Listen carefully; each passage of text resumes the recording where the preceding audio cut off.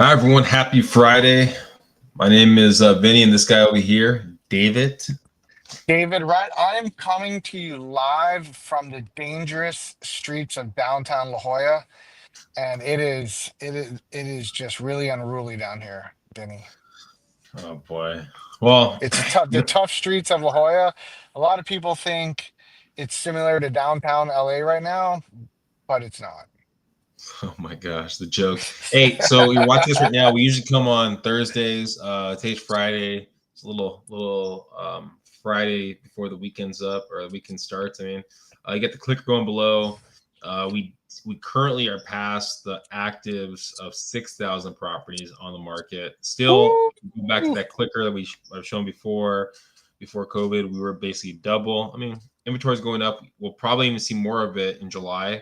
I mean, this is the time of the year where we start seeing more inventory hit the market before it kind of goes downwards. But yeah, how are rates looking right now, David?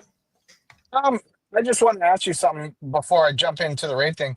So, what do you think we're going to get to? Like, we're at 61.22 or something right now. You think? I think we're going to hit like 7,500. What do you think? What's your You think maybe even 7,500 this year? 8,000? Yeah, You this think summer. 7,500? I think sometime by September at one point, I think we're going to hit 7,500.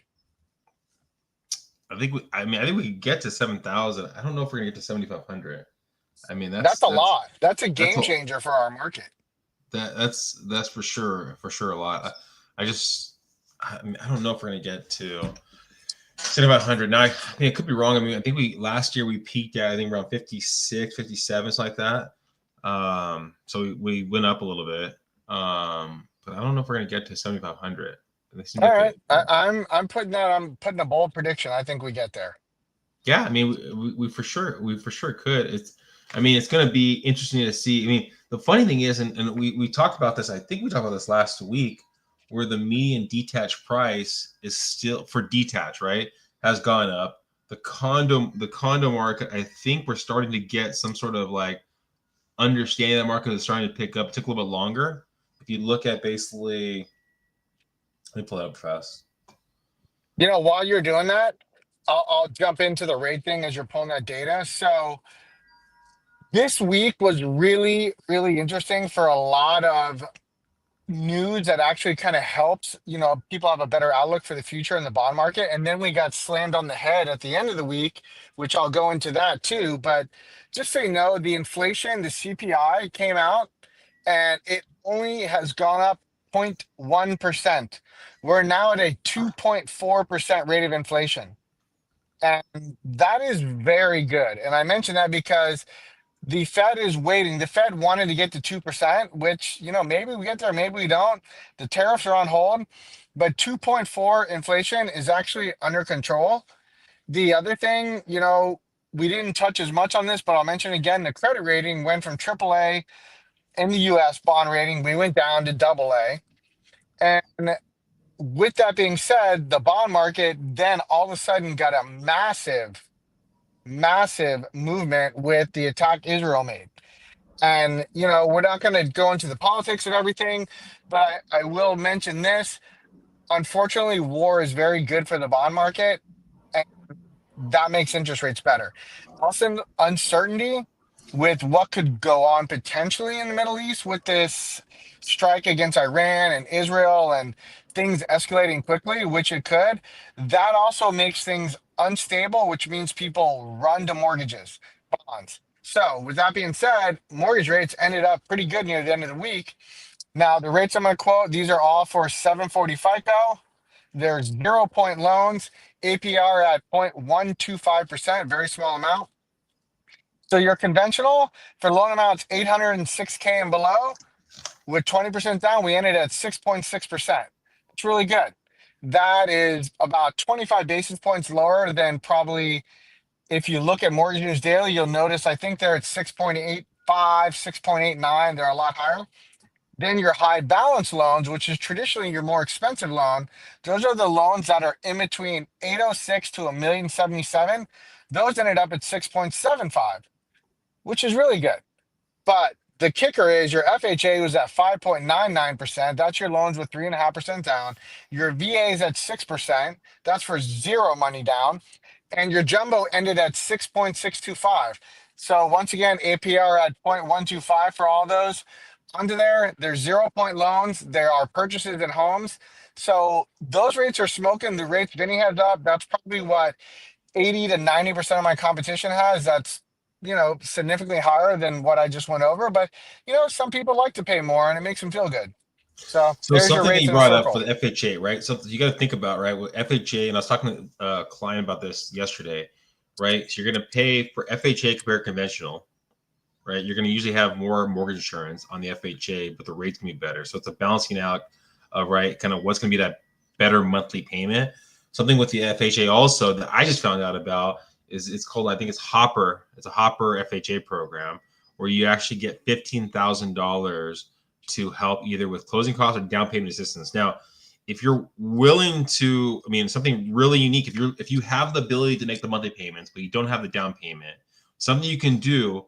Now it's harder to do with like a brand new move-in ready property, but something you can do with maybe a property that needs a little love or whatnot is go for an FHA purchase, get the Hopper program if you qualify for it, right? You get half. You basically at 700,000, you're down on that is going to be around what 2,700, 27,000, 15K, right? You get that from the Hopper. You get another 12K to put down, and then you ask for closing costs.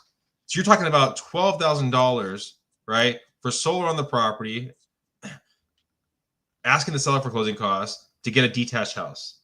I mean, there's so much weirdness in this market right now where some properties, especially if they need some loving, there's a little more wiggle Tender room for the care, seller. tender care, tender care. Yeah, tender. But so there's flexibility in this market. You just got to figure out what you're looking to accomplish in this market. You could be the person saying, "Hey, you know what? I'm waiting because the market's going to crash, whatever it might do." And we've talked about this so many times.